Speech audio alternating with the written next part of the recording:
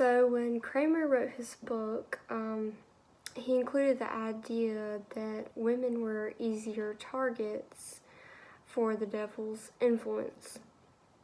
Therefore, this sparked the idea that women should be targeted as the main source of witchcraft. This allowed a lot of prejudice to be shown towards women during this time. Looking back at some of the causes of the accusations of witchcraft in history, many of them were quite simple. Some of the events that caused these accusations were bad harvest, the birth of a stillborn baby, or disease. Today, these events happen all the time and have become a normal part of life. Therefore, we can look back at some of these stories and remember that they were most likely due to a lack of understanding rather than some type of supernatural event. These witch trials go to show us that society fears anything that cannot be understood. They also go to show us that society values a certain level of conformity.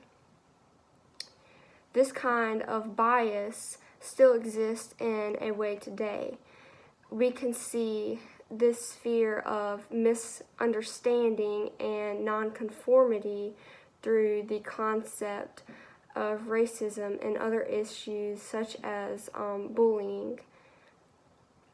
Cohen's thesis of the monster dwells at the gates of difference can be seen throughout these trials due to the fact that they accused people of witchcraft if they did not fall under the same social category as the majority of the population. Many women were accused, including elderly, poor, and the socially outcast.